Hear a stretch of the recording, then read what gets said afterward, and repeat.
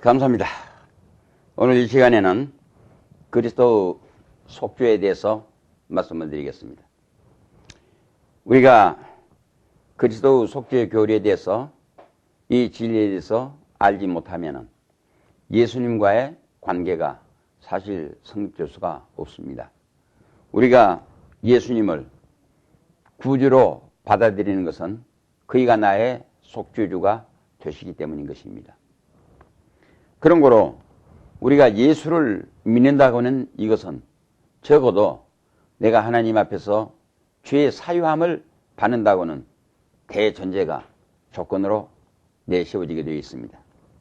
그러므로 우리가 예수 그리스도를 믿느냐 안 믿느냐 하는 이것은 하나님 앞에서 죄인이 죄인 그대로 형벌 아래 떨어질 것이냐, 아니면 죄에 대한 면죄를 받고 우리가 하나님의 자녀로서 우리의 권위를 회복할 수 있을 것이냐 하는 중대한 문제가 관계됩니다.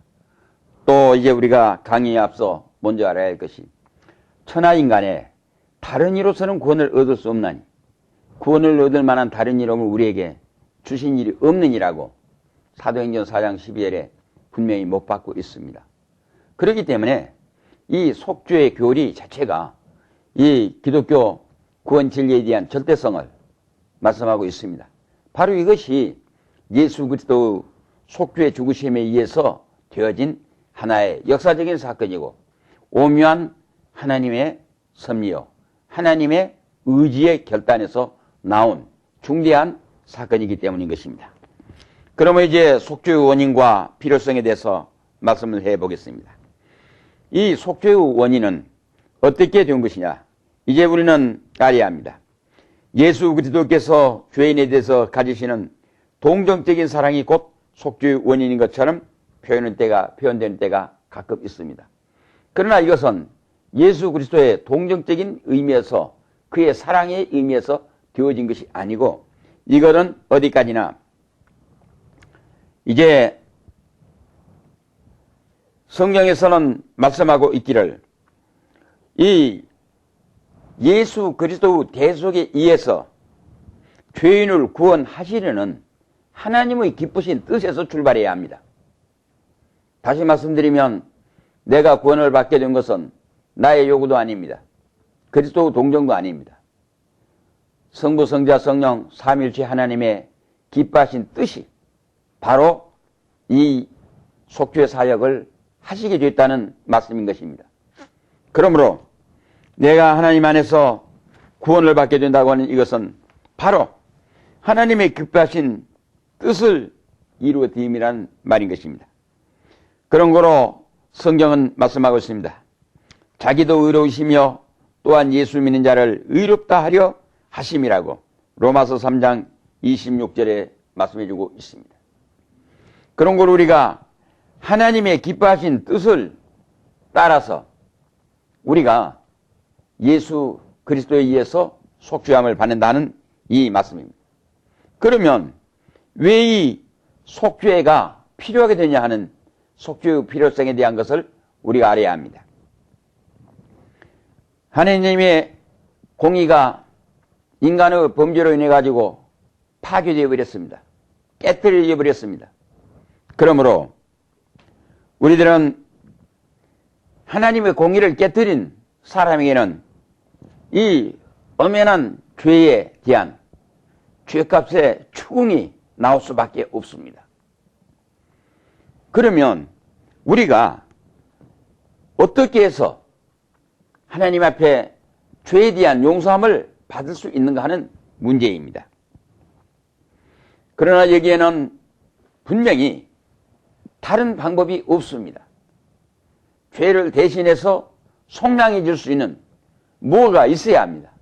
바로 그 속량의 무엇이 바로 그리스도가 되신 것입니다. 두말할 것 없이 그리스도께서는 그래서 처음부터 우리 인류를 대신해서 하나님 앞에 우리 인류의 대신 죄를 짊어지시고 나아가서 자기의 몸으로 제물 삼아 속죄 제물로 바쳐드림으로 우리의 죄를 대속해 주셨다는 말인 것입니다. 그러면 자동적으로 이 속죄가 지니고 있는 예수 그리스도에 의해서 속죄함을 받았는데 속죄 후 교회가 지니고 있는 그 성질에 대해서 우리가 알아봐야 할 필요를 느낍니다. 이 예수님이 드린 속죄 제물로 바쳐드린 속죄가 어떠한 성질을 가졌기에 이와 같이 하나님 앞에 우리가 죄의 사유함을 받을 수 있는 근거가 되느냐 하는 말인 것입니다. 두말할 것 없이 예수님께서 십자가에 못 박혀 죽으심으로 우리를 대신해서 속죄의 제물로 바쳐드렸다는 그거는 첫째가 하나님의 만족을 충족시켜드렸다는 말인 것입니다. 하나님의 기뻐하심에 만족을 주셨다. 다시 말씀드리면 생명 언약을 어긴 우리 인간들이 하나님에게 섭섭할 정도가 아니라 진노를 샀습니다. 그 진노함이라는 것은 영원히 하나님과 갈라놓게 되었습니다. 갈라놓은 이 인간들은 영원히 죽음에 떨어지게 되었습니다. 우리 인간이 영원한 형벌 아래 사망에 떨어지게 됐다는 것은 하나님이 인간을 만드실 때 창조사의 그 원리에서부터 위반되어 버립니다. 왜 그러느냐?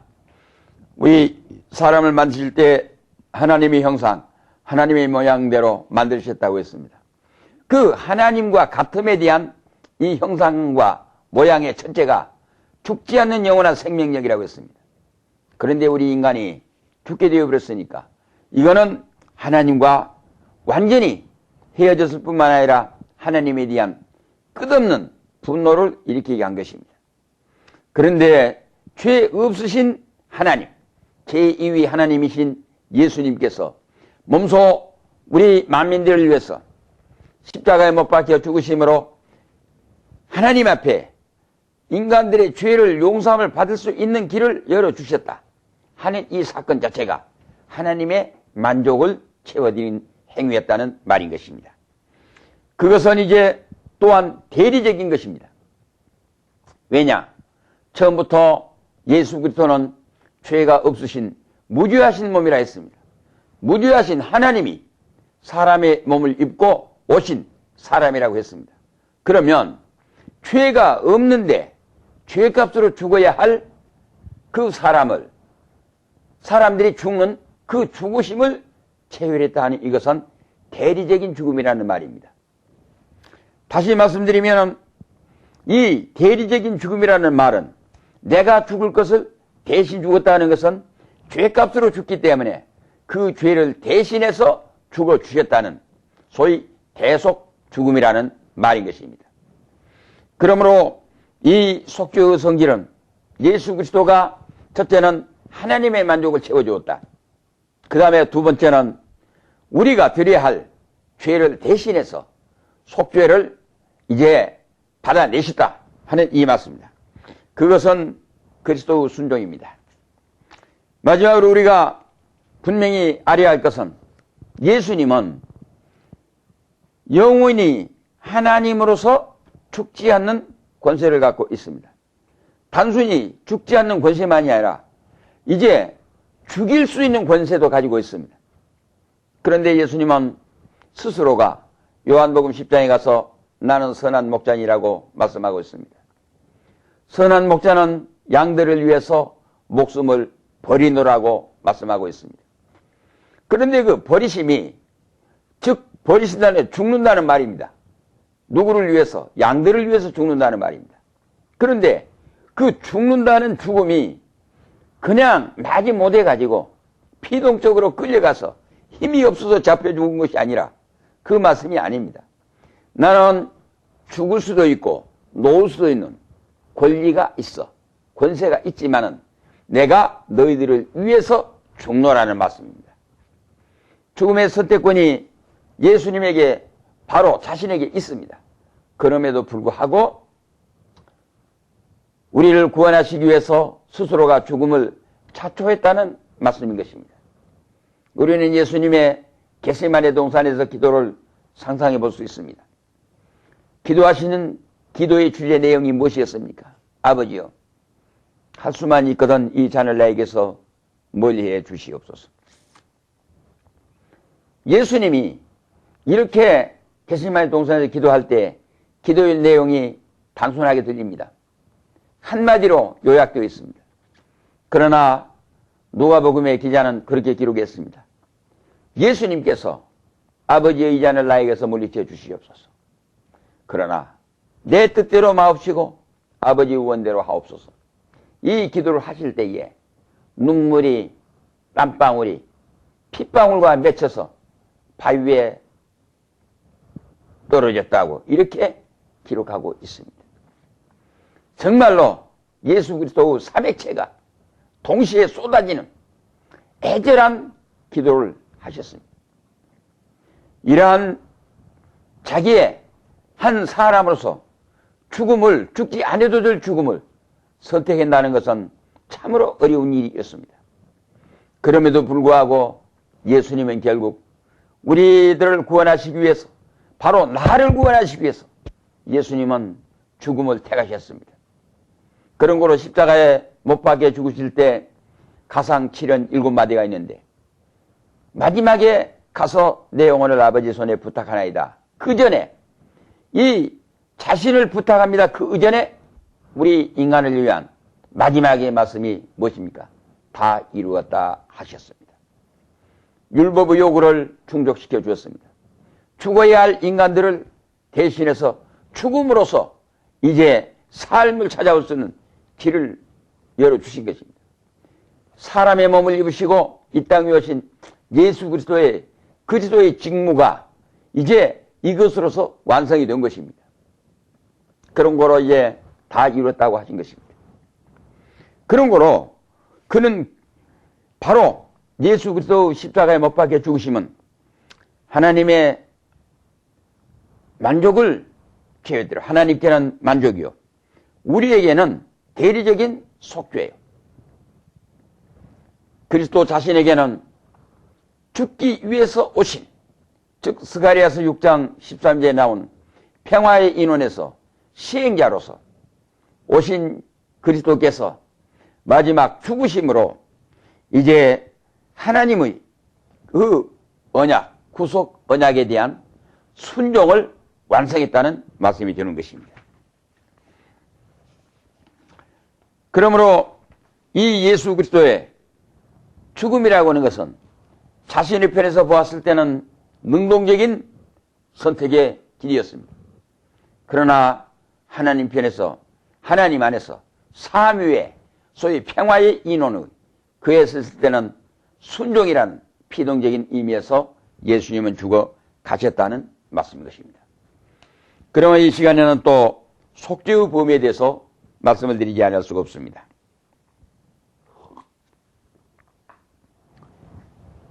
예수님이 십자가에 못 박혀 죽으셨는데, 속죄 죽음을 하셨는데, 그러면 그 속죄 범위 효과가 어디에서 어디까지 미칠 것이 하는 문제인 것입니다. 이거에는 두말할 것 없이 이렇게 먼저 쉽게 생각하면 되겠습니다. 예수님의 십자가에 못 박혀 죽으신 속죄 죽으심이 범위로는 전 인류적입니다. 그러나 효과는 선택을 받은, 즉 믿는 사람들 위해서만이 죽으심입니다. 그러니까 예수 그리스도의 속죄 죽음이 이 보편적인 의미에서는 만민입니다. 그러나 그 효과의 면에서는 믿는 자에게 국한되어 있습니다. 그러니까 범위에 제약을 받는다 이 말입니다. 예수 그리스도의 속죄 죽으심이 무한정 보편적인 의미에서 개방되고 통용된 것이 아니라 하나님의 선택함을 받은 하나님의 택한 백성들에게만으로 효과가 제한이 된다 하는 이것이 중대한 교리라는 것을 우리는 알아야 합니다. 이제 로마 천주교나 루터파 그리고 알미니안파에서는 이 보편적인 이 의미로 얘기를 합니다. 그거는 뭐고 누구에게나, 즉 만민들에게 미친다 그렇게 얘기할 수 있습니다. 그러나 일관된 이 계획파주의, 바로 이 정통 보수주의를 지향하는 이 우리들은 바로 하나님의 택함을 받은 백성들에게만 그리스도의 속죄의 죽으심이 효과를 나타낸다고 이렇게 범위를 제한하고 있다는 사실을 우리는 알아야 합니다. 제한 속죄론에 대한 반대론자들이 주장하는 것은 그리스도는 세상을 위해서 죽으셨다, 이렇게 이야기를 합니다. 그리고 그거는 보편적인 속죄라고 말을 합니다. 그러나 이것은 성경이 말씀하고 있는 진리에 맞지 않기 때문에 우리는 더 이상 재론의 여지가 없다고 생각합니다. 그 다음에 네 번째 가서는 속죄교율에 대한 이론들이 어떤 것이 있느냐 하는 문제예요. 초대교회에 이러한 이론들이 있었습니다. 사단의 속죄설. 사단도 결국은 죄사함을 받는다는 사단의 속죄설. 그 다음에 안셀무가 같은 사람에 의한 속죄의 만족설. 이제 그리스도의 죽으심이 모든 사람에게 속죄함을 받는데 만족을 주었다. 또는 이제 도덕적 감화설, 그리고 모범설, 통치설, 신비설, 대리회개설, 예수님에게다가 이렇게 떠맡겨가지고 그리스도의 이 속죄의 죽으심에 대한 것들을 전부 일괄, 이것은 모두 합해가지고 보편적인 의미에서 해석할 수 있는 내용밖에 되지를 못한다는 것을 우리는 알아야 합니다. 그래서 우리들은 이 모든 것들을 어디에서 근거를 두고 찾아야 하느냐. 이것들이 명백하게 성경이 말씀하고 있는 교리에 배치되는 잘못된, 그릇된 이론이라는 것을 우리는 알아야 합니다. 바로 이것은 예수님께서 십자가에 못 박혀 죽으시고 이제 죄를 사유해 주셨다고 하는 이 사실 자체가 결국 만민들을 위한 것이 아니고, 또는 이게 대신해서 대리 회개한 것도 아니고 어떤 보편적인 의미가 아니라 오직 그의 구속함을 받은, 즉 하나님의 선택함을 받은 자기 백성들만을 위해서 죽으셨다 하는 이것이 성경의 일관된 진리라고 하는 것을 우리 알아야 합니다. 그 다음에 다섯 번째 가서는 현대 신학의 속죄관에 대해서 우리가 분명히 좀 알아두어야 할 필요가 있습니다. 솔직하게 말해서 오늘날 이 현대 자유주의에 속한 신학 교리에 대해서는 광범위하게 부정을 하고 있습니다. 이 정통 교리에 대해서 거의 대부분을 부정하고 있습니다. 현대 자유주의 신학은 어떠한 의미에 있어서도 속죄론을 용납하지 않습니다. 왜 그러냐? 그들은 죄를 인간이 아직 극복하지 못했으나 마침내는 진화의 과정에서 초극하게 될 허약과 불완전에 지나지 않는 것이기 때문에 앞으로 이제 단계적으로 다 좋아질 것이라고 이렇게 이야기를 하고 있습니다. 그러나 이 모든 것들은 잘못된 것이라는 걸 우리는 알아야 합니다. 예수 그리스도의 이 속죄 죽으심은 끝까지, 처음부터 끝까지 하나님의 선택함을 받은 하나님의 자녀들, 즉 믿는 사람들에게만 국한된다고는 이 분명한 사실을 못 받고 들어가야 합니다. 그럼 우리가 여기에 대한 속죄 만족설에 대한 반론을 우리는 어떻게 전개해 나가야 할 것인가, 이걸 우리가 알아야 합니다. 첫째, 그 같은 속죄는 전혀 불필요합니다. 예수 그리스도가 십자가에 못 박혀 죽으셨으니까 그것으로 믿음의 선택에 상관없이 만족하다는 이것은 처음부터 잘못됐다는 말입니다. 그 같은 속죄는 하나님의 속성을 훼손하는 행위가 됩니다. 왜? 하나님의 속성은 절대적인 속성과 보편적인 속성이 있습니다. 그래서 하나님의 속성에 완전에 도달하기 위해서는, 인간이 거기에 이르기 위해서는 구원이라는 것이 더 대전제가 됩니다. 이 구원은 하나님 앞에서 죄의 사함을 받아야 합니다. 죄의 씻음을 받아야 합니다. 그렇기 때문에 속죄가 없는 이거는 바로 이제 우리가 하나님 앞에서 구원을 논할 수가 없습니다. 그렇기 때문에 우리들은 분명히 해서 알아야 합니다. 또 이것은, 그 같은 속죄는 만족설에 대한 속죄는 이 진노의 불가능한 이전을 가정하게 됩니다. 하나님께서는 분명히 이 세상의 진노를 하시고 계십니다. 세상 죄에 대해서 분내고 계십니다. 싫어하십니다. 미워하십니다. 분노하십니다.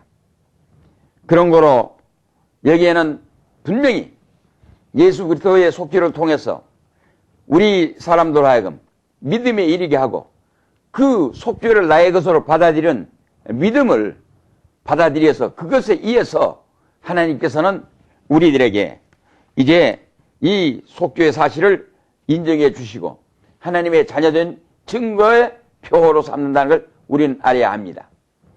결국 이제 우리들은 이 하나님 안에서 우리가 이제 하나님 앞에서 선배람을 받아 그리스도 예수의 속죄의 구원을 통해서 죄의 씻음을 받은 그 사람들이 하나님의 영광을 찬미하며 하나님 앞에 만족함을 드릴 수 있는 영광스러운 백성으로 나아갈 수 있다는 것입니다. 그러면 이제 마지막으로 속죄의 효과에 대해서 우리는 알아봐야 합니다. 우리가 먼저 이 속죄의 효과에 대해서 하나님과 관련해서 우리가 속죄의 효과를 먼저 알아봐야 합니다. 바로 이것은 하나님과의 화목입니다. 이 하나님께 드린 예수 그리스도의 속죄의 제사는 하나님께서 우리 인류를 향하신 분노를 비껴가게 했다 그 말입니다. 분노를 비껴가게 했다. 다시 이걸 적극적인 의미에서 말하면 하나님과 우리 인간이 화목할 수 있는 길을 열어줬다 그 말입니다. 바로 이것이 예수 그리스도의 속죄의 회가입니다. 그 다음에 바로 하나님의 사랑을 우리들로 하여금 받을 수 있도록 우리들로 하여금 하나님의 사랑에 들어갈 수 있도록 하나님과 관계를 적극적으로 맺어줬다는 말입니다. 그 다음에 그리스도가 하나님과 우리 사이를 연결시켜 가지고 우리가 하나님을 기뻐하신 모든 요구에 도달할 수 있도록 길을 열어주셨다는 의미가 되어집니다. 그러므로 그리스도와 관련된 속죄의 효과는 바로 우리들은 중보자이신 예수 그리스도께 다양한 상급을 확보시켜 주시고 그는 생명을 주시는 영, 죄인들의 구원을 복을 위한 마르지 않는 원천이 되신 예수 그리스도임을 우리가 볼 수 있습니다.